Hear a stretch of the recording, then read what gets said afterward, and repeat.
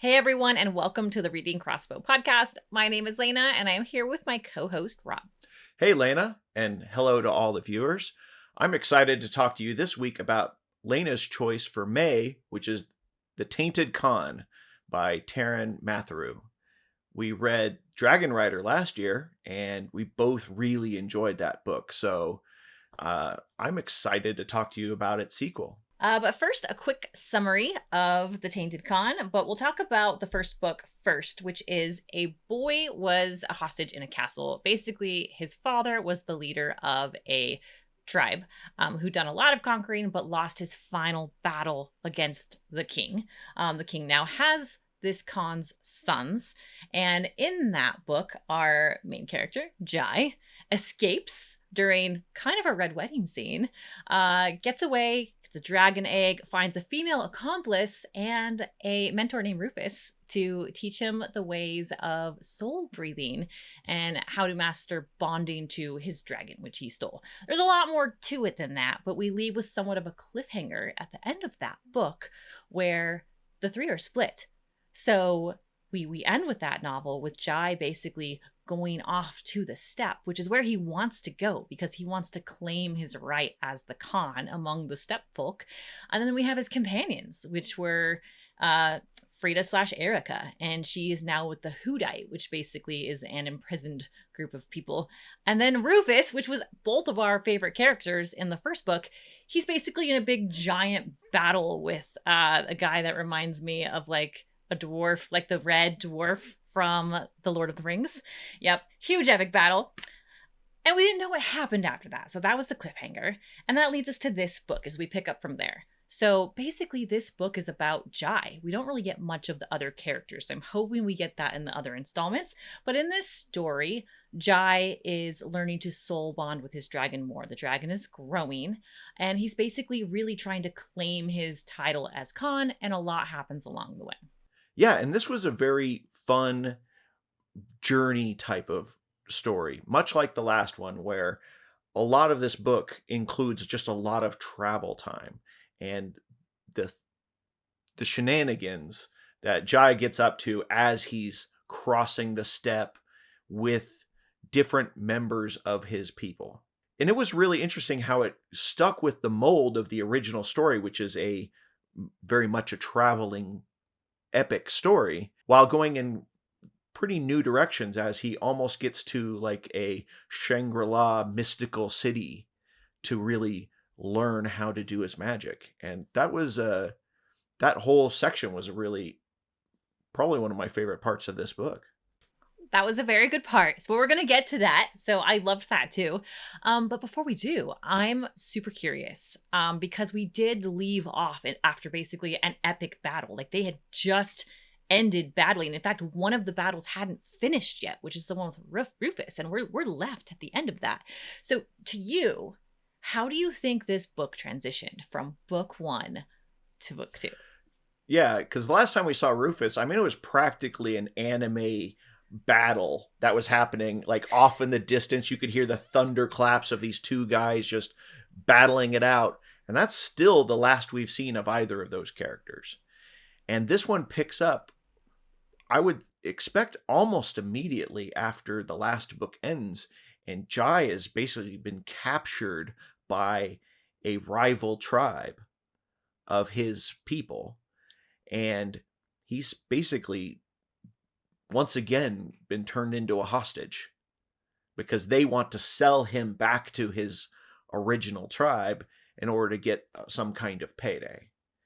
And I thought the transition was handled really well, but the part that I struggled with a little bit on this one is it kind of reminded me, once again, an anime thing.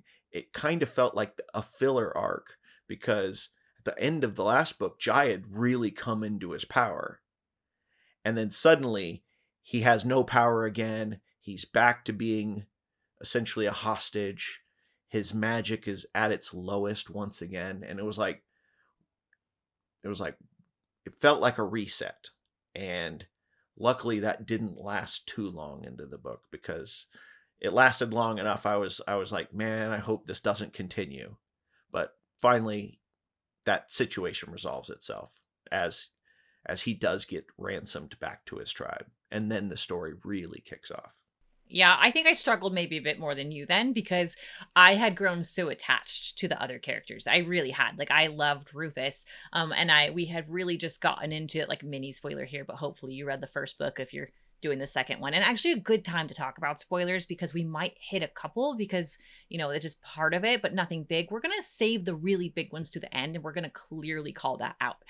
But back to how I felt about the transitions, is I had been clearly connected to these characters. I mean, Frida turned into Erica, and that was cool. We had this budding romance between them that I was very excited to read about, because you know me and my romantasy. And then she's just gone. Rufus is gone. He actually doesn't show up in this book at all. And it took, 70-80% of the book until she did. So for me, the transition was like a bit abrupt, because I was used to having all of them. And I didn't get a tie-up. So I was looking for that, like, you know, oh, and he'd heard that Erica was with the Hudite in this particular land or something. Like, maybe news had traveled, but there was just nothing. So some books do a good job of explaining the prior book before you hop into the next book. Or they try to tie in, like, flashbacks. But this book didn't do that at all. So if you're looking for that, if you're someone that wants that type of transition where you get a bit of an explainer, because we're reading these live, right? This series is not all the way out yet. So you have to remember what happened from the last one to this one. And I didn't remember everything. And so I struggled a little bit with the transition, but I mean, I eventually caught up. Yeah. And I've mentioned in many of our prior videos how I think every book should be treated as if it's someone's first book. It really is beneficial to readers to re-explain things. I mean, you can do it quickly and very briefly, but I think it's very beneficial to re-explain ideas. And you can do it naturally over the course of the story, like within the first, quarter of the book. I love it when books do that. And this book didn't really do that. It kind of expected you to know where you left off.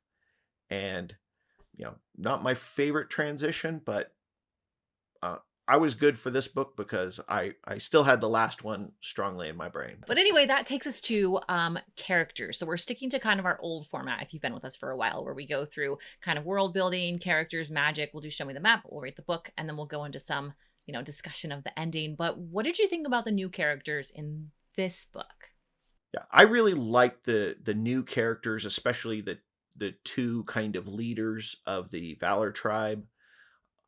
Their brother and sister, and I felt like their characters were really interesting, just the dichotomy of how they interacted with each other throughout the entire course of this book as those characters kind of came in and out of the story. I really liked their characters, though I did have a little bit of a question about them. It's like, if a person shows up and they have the only dragon, as far as you know, on the continent, make them your friend. Don't treat them like crap. Like, that's a terrible plan. Like you need to be love bombing the guy with the dragon. But especially he's the only person with a dragon. Like, why wouldn't you do that? And instead they're like, oh no, I don't know. We're gonna treat you very badly. I've heard of this talked about before, and just like success classes and just like business building classes when people are in success mode versus survival mode. Yeah. And like, I think they were just like survival mode. Like, we just need some money right now. Like, we're doing okay. And when you get to their full story later, if you guys choose to read this, our readers, like, you'll see like their story is quite tragic, and they had really clawed their way up to get this clan or tribe, if you will, and they'd worked really hard. So for them, they're like, let's sell him. We're gonna sell him to the highest bidder. But like, yeah, I mean, I didn't really think about that, but they really should have just befriended him, I guess. I mean, I guess I agree, but I mean, it comes into play later. Yes. So, characters.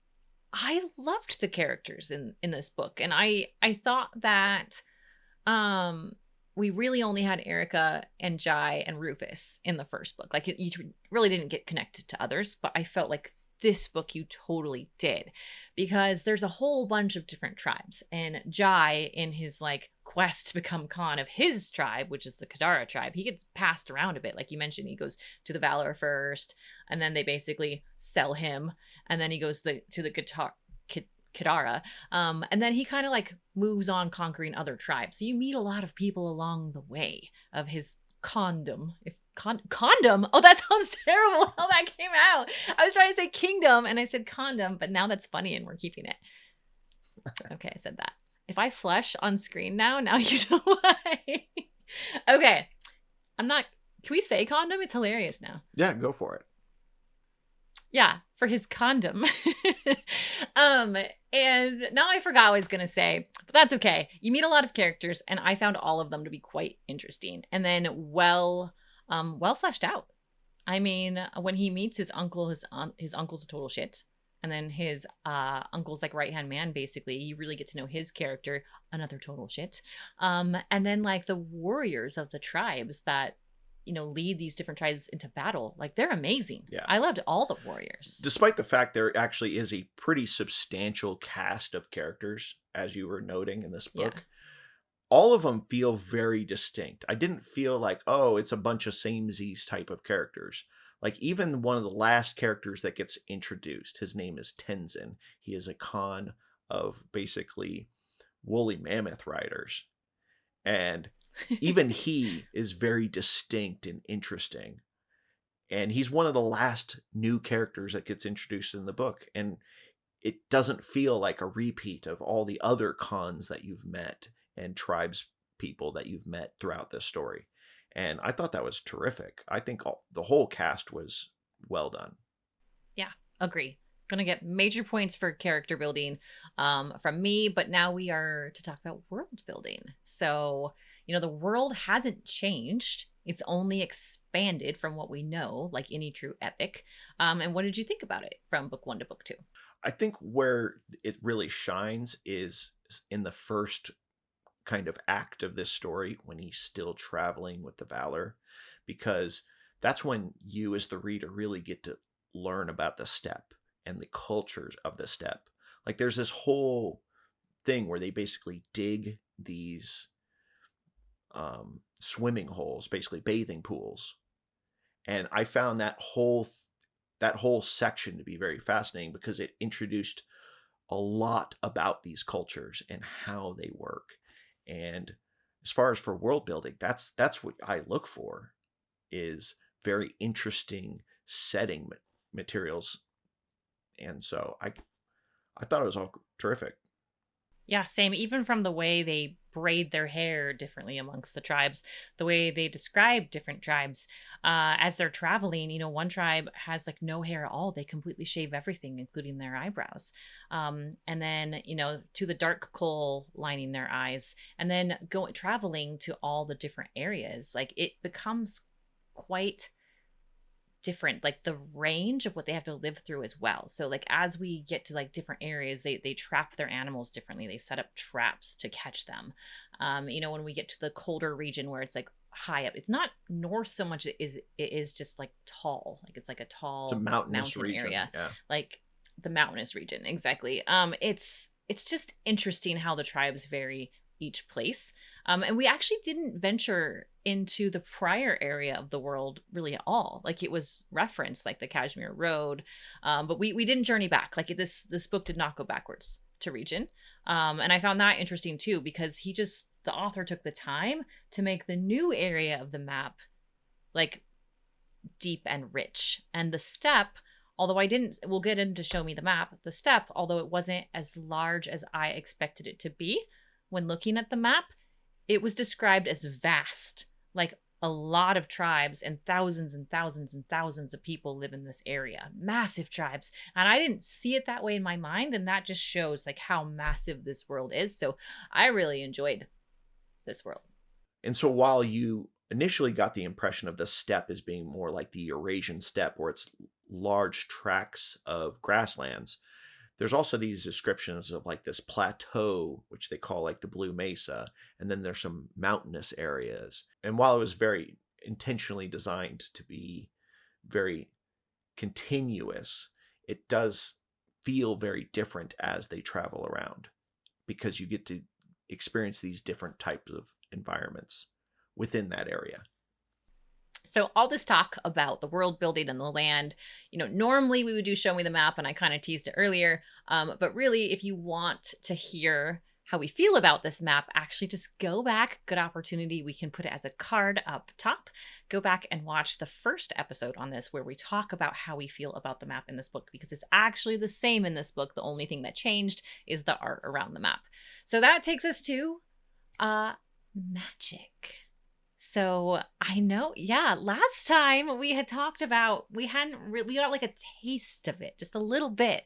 Like, we knew there'd be more. So I'm curious. I want you to lead with this, because I've got to hear what you have to say. How did you feel about the magic in book 2? The magic in book 2 very much feels like a natural expansion of book 1, because it takes a lot of the same kinds of themes. Because in the first book, Jai, as he gets his initial magic and he grows into it, he has to learn how to ascend. And it's a very internal, almost meditative process. And as the magic in this book continues to grow with Jai, but even just with the reader's understanding of the magic, it very much continues that path. It feels very natural the way it continues to expand.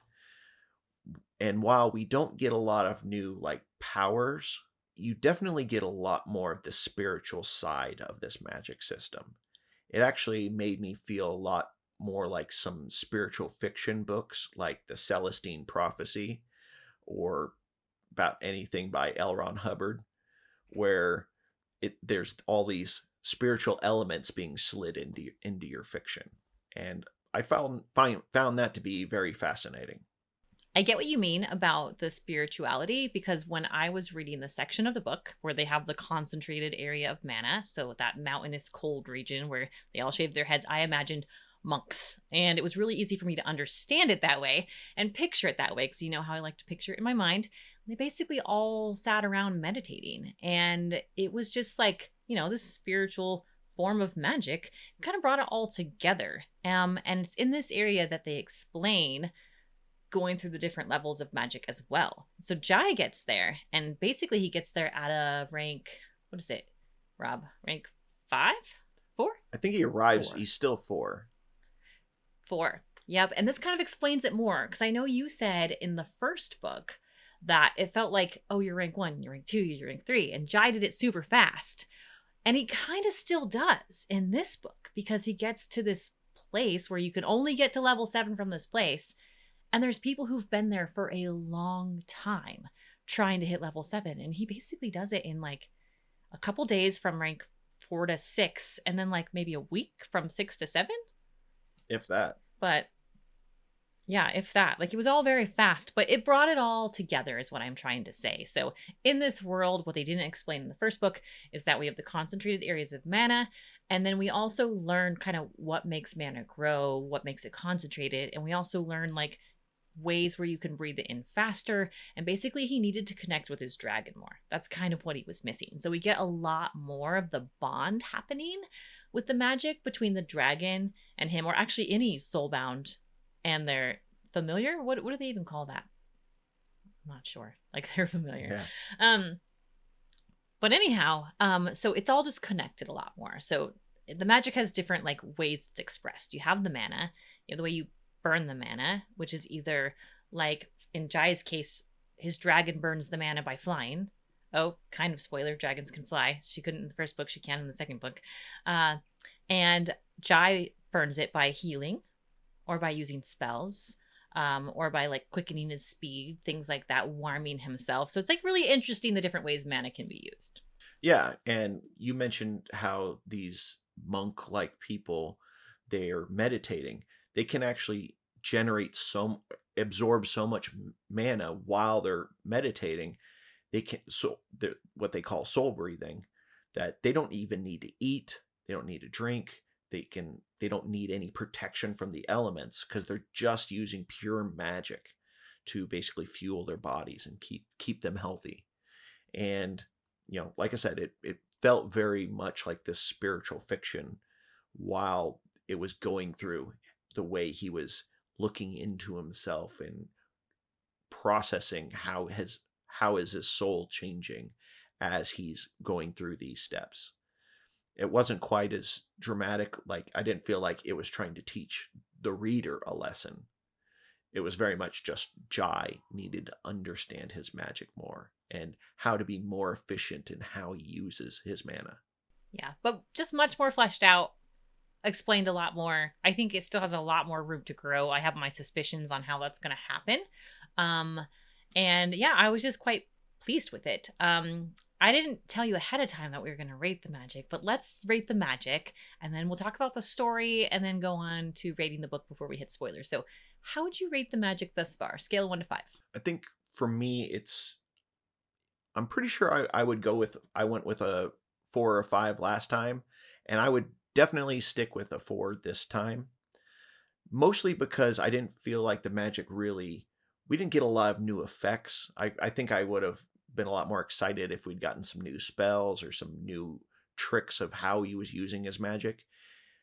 But I really liked how the magic in this book very much it just grew in our understanding of it through Jai's experience. And I've most worlds don't spend the time to explain magic to that kind of detail, and I loved that. Yeah, me too, same. I think I gave it a 4 last time. It's still a 4 this time. I'm not quite sure what pushes magic from a 4 to a 5, but I know it when I see it, and I don't see it yet. And so I have a feeling it's coming, and I think that's because Winter, his dragon, just hasn't fully grown yet, and they have to bond together for that to work. Like it already went to flying, and that got cooler. They've already like worked together in battle using their magic, so that's cool. I think I just want to see it used in more ways. Maybe when more of them get together, like when more soulbound work together would be cool. I'd like to see. So that could be the types of things that pushes it to a 5, or maybe if we get more lore, it might be missing that to like how the magic started, where it all began. You know, maybe if we even get like a cool story of like how it was stolen at one point or brought back. I'm not saying that has to happen, but you know, just like cool lore facts like that I love. But that takes us into, let's talk about the story real quick before we go into rating the book. How did you feel about the story of him taking over, becoming Khan in his condom? I had to say it one more time.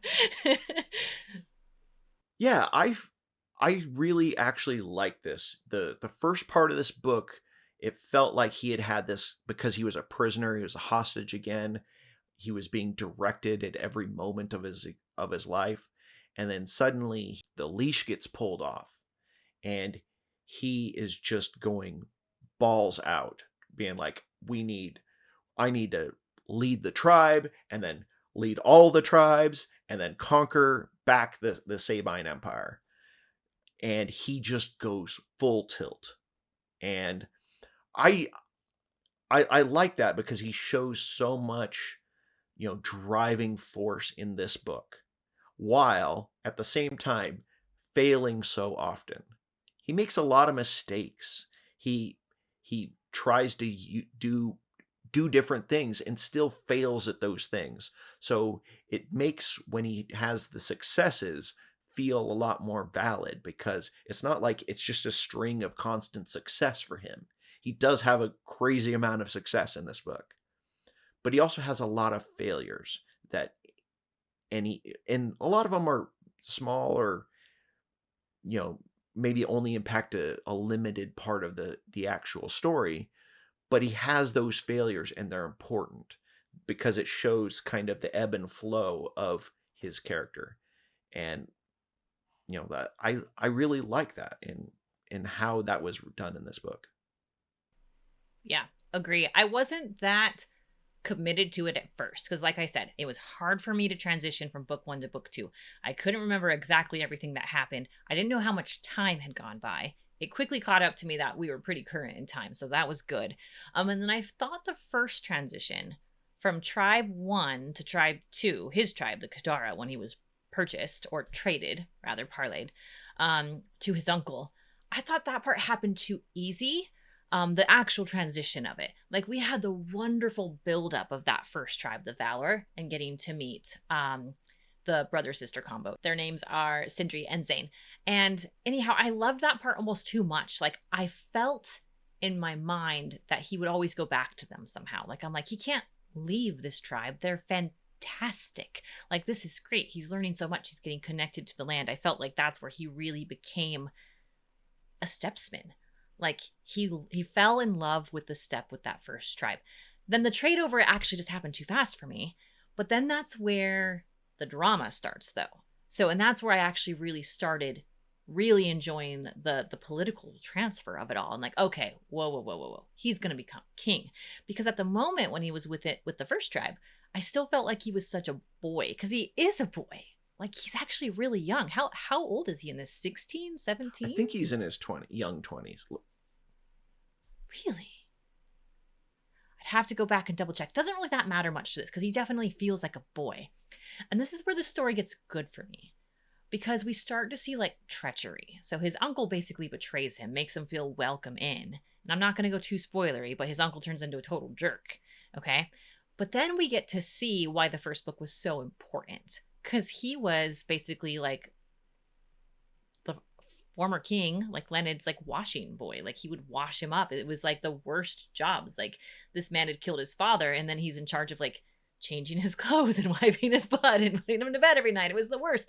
But what he got to do in that position was read all of his journals and get teachings from an amazing like war king. Like, as much of a jerk as that king was, he was a war king. Like, he won a ton of battles. And so we have this boy who, for any purpose, most people would think like, he's not going to make a good Khan. Like, what does he know? He hasn't even been in the steppe. But what they don't know is he's read like 40 plus years of war journals. Like, he does know. So when you were talking about him making these like cool decisions, the reader knows, and you feel like, yeah, he's making this decision because he read this journal entry, and like, he's like very well versed. Like, it's amazing. I don't know. I loved that. Like, it was a good plot point. And once again, that's not something that's really reiterated during this story. It was very clearly done during the last one, because in this book, he only really has the last journal, which he had never read, which was the journal about the conquering of his people.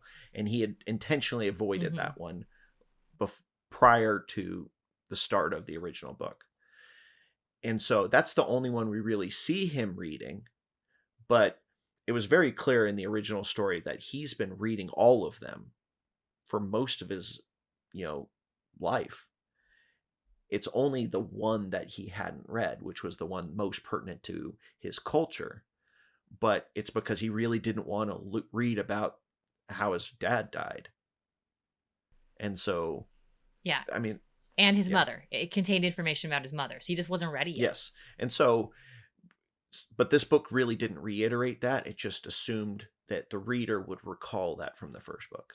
There's several different things that I think come up where it's just not brought back up during this book. It just assumes you remember it from the first book. Yeah. There's parts that where he says, oh yeah, I learned that like you shouldn't charge because, they might have their spears up. So maybe we don't send the mammoths in, or we'll lose a bunch, or they're going to put their shields up if we volley arrows at them. And this is all from his teachings from Leonid. So I don't know, that just comes up a ton throughout this. And it just proves his worth as a Khan. And I just thought that was really cool. And he keeps proving his worth time after time after time, even though it pisses off a few people. But that's the thing about it, is the steppe folk, they're just in the old ways. And we find out, actually, not in the first book, but in the second book, that his father had done that too. Like, quite a bit, like challenged the old way. I don't know, I think it's neat. So good job of connecting like his father and him and that whole story. And then Leonid, which was like a terrible replacement father for a long time. But, 3 fathers in a way, or 2 in him. Yeah. So how would you rate it? For the book as a whole, it's very clearly the middle book of a trilogy. It is a transition state. It's, as you had said, he very much feels like a boy at the very beginning of this. And at the very end, he is very clearly a warlord, leading, a bunch of tribes into war. And it's that transition that is important here. it's not as important that this is resolving the story as a whole, because there's still a whole nother book to come. And that's the one that's really going to wrap up all the story of this world. It's very much getting us the parts in between, but it doesn't do so in like the fastest path, which is an easy trap for middle books to fall into. This one still tells a whole story. Elements brought up at the very beginning of this book are the same things that come up in the last few chapters of this book. And so there's like a full circle of different plot elements from the beginning and end of this book. And so it is a complete story in and of itself. It's just very much a transitional story. And so I'm going to have to go with a 4 on this one. And I suspect when this trilogy is wrapped up, the whole series will be brought up to a 5 if this goes the way I think it is. But because we don't have that information yet, I'm gonna go a little conservative and say 4. Yeah. You know what's funny? I feel like this whole series could be a 5 too, which is weird because we've been 4, and then you said 4 again, and we haven't even ranked the next one. So it basically need to be a 6 or a 7 to average a 5. But we're just saying these could be higher because we don't have the information. So yeah, I agree. Although I like Jai far more in book 2 than I did in book 1. And I liked him, I think, a bit more before you and I talked, because this always happens where you talk me down sometimes. But I felt like things came to Jai too easy in this book. And I think he worked his ass off for them in this book. Like, even though some things still came easy, like the soul bonding and like the level 4 to 7, that was still too fast for me. I'm like, okay, what the heck is happening? I kind of want an explanation for that in the last one. If I don't get it, it's fine. But I like him so much more. He's a very likable Khan. Even when he's making choices that not everyone agrees with. Like, and I just feel like I was brought very close to his character. And I'm very glad that eventually we got Erica in this book. So I was very pleased. I think had it not been me scraping my way through the first, I don't know, like 50 pages or so of like, gosh, I wish this was explained. Like I'm irritated actually that this is not taking me back and re-explaining some things. It should do that. And then the second part that would bring it down from a 5 would be that at some parts of the book, it did just go on and on a bit, like way too much explaining. And then a minor thing is there's too many chapters. So there's like 93 chapters in Something this book, like that, yeah. Which is interesting. Yeah, I think some of them could have still been the same chapter. And a lot of these chapters, I was like, why is it so many pages? A lot of them end with like this many words on a page. And when there's 93 chapters, I think you end up with something like 60 or 70 pages that are just blank. So like, I don't know. It makes it feel like filler to me, even though I know it's not. I have a hard time getting over there's basically 70 blank pages in here. And I know that's a tiny thing, but it just makes it a 4. And that's still great. A 4's great. I just had those tiny little things with it. That's like, it's a little irritating. It's fine. Taren will fix him. I know it. He's going to watch this episode. Okay. All right. This brings us to spoilers. So I just have 2 things I want to discuss, okay, but like maybe you do too. So this is where we really get to talk and warn everybody. Like, I don't know why you're watching an episode on a second book if you haven't read the first one, but like, just in case, spoilers. I really want to talk about the ending. Can we talk about it first? Sure. Let's shoot. Okay.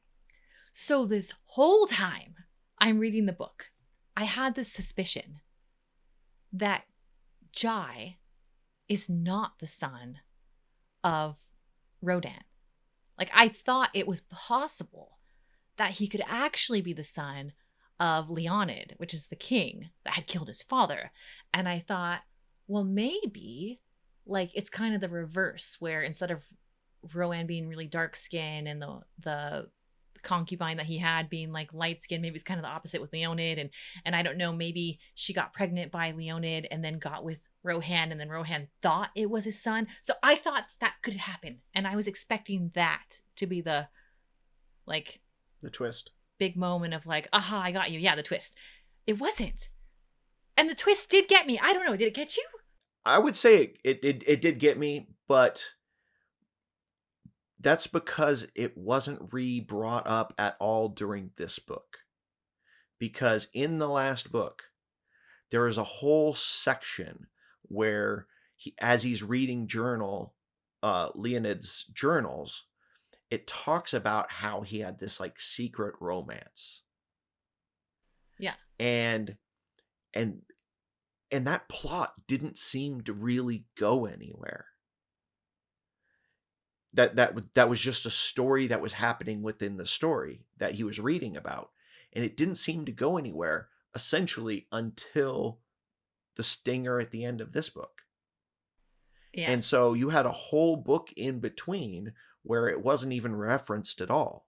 And we do actually go through that journal, continue to read that journal as this book happens, but it never hints back at that kind of story that was referenced in the first book. And it's one of those things that's like, maybe that's where you could just pepper in a few reminders.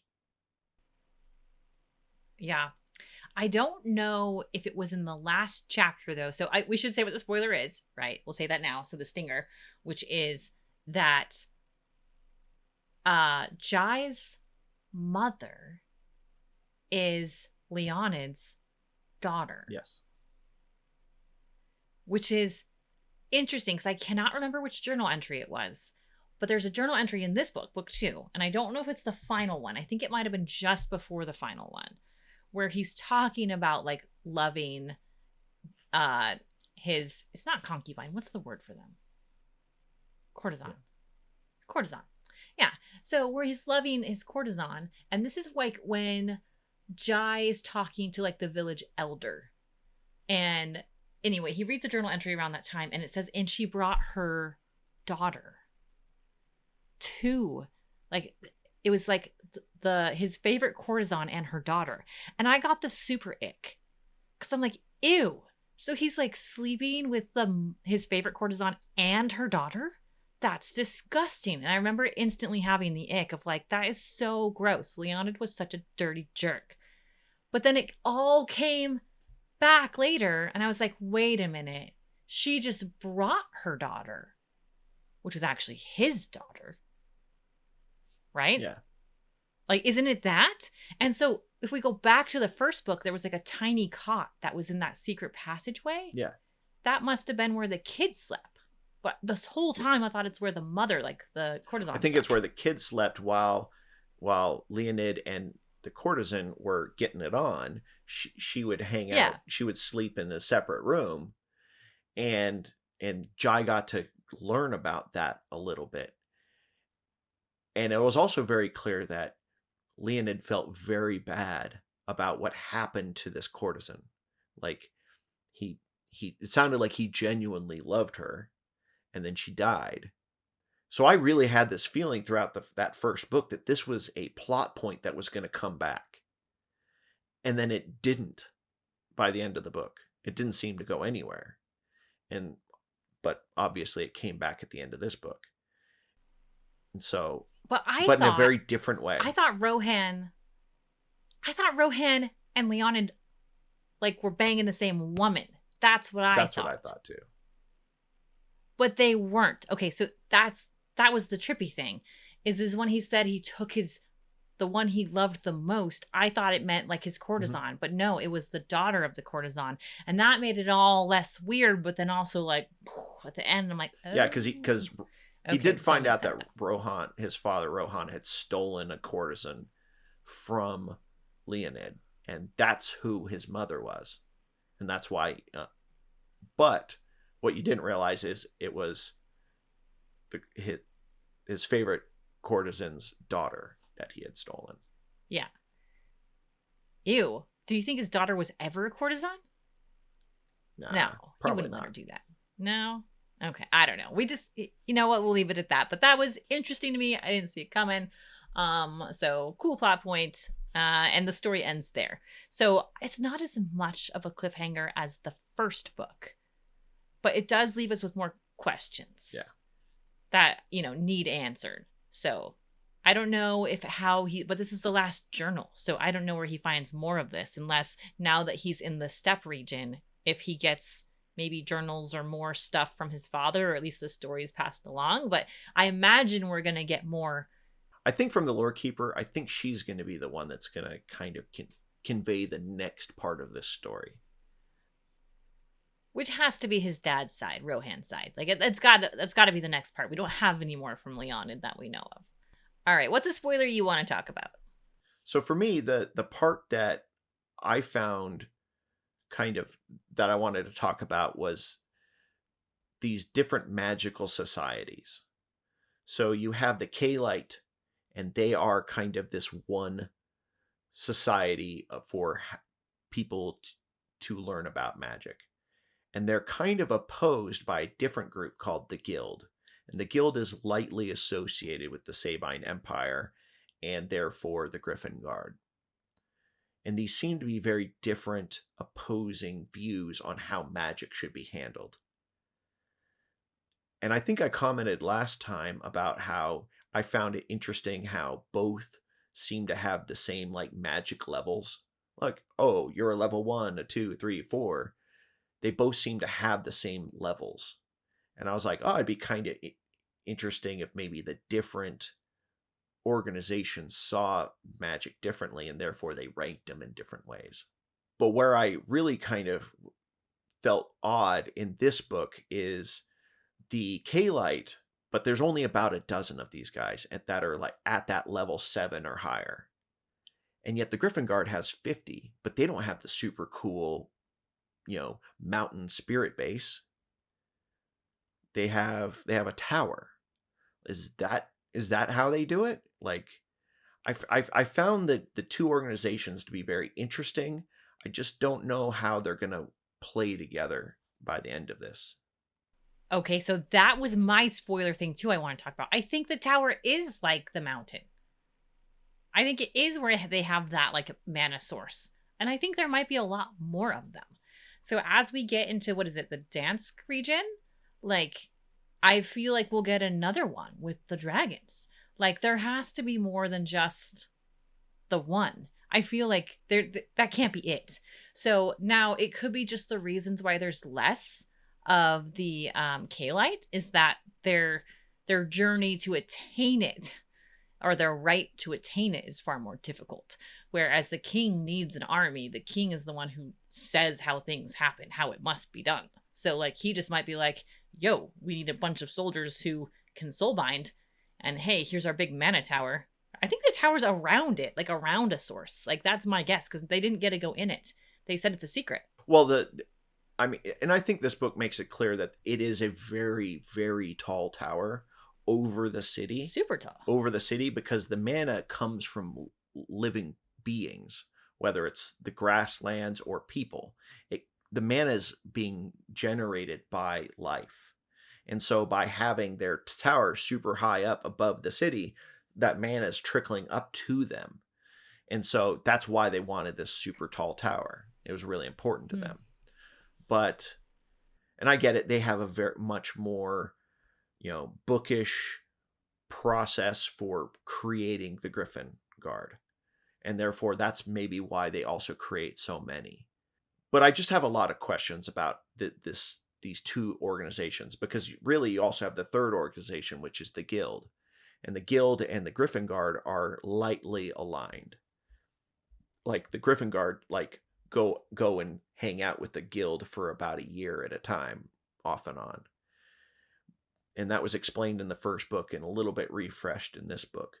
But how this is all going to play out, I'm very curious about.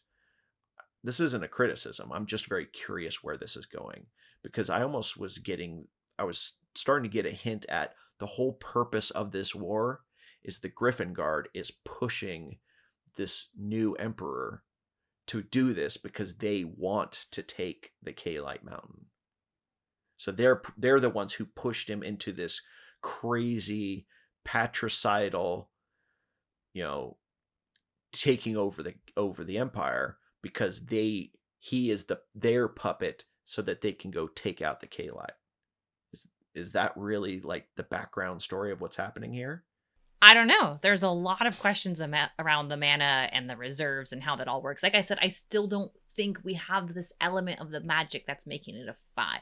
And that's got to be what's coming. So maybe it is, as you say, maybe the Griffin Guard is pushing the Empire to this like seemingly almost infinite source of mana that the K-Light have created or found. It's there's a whole thing with growing mushrooms that makes mana. I'm not so sure, but it's all super interesting. But one more last thing, which is the direction of, uniting kingdoms potentially. So I wanted to talk about that too. So we have, Erica, who was Frida in the first book. She was posing as the queen's like assistant basically. And then as she snuck out or ran out of the castle same time as Jai, they escaped at the same time, kind of found each other. Then we learned like she actually is the queen.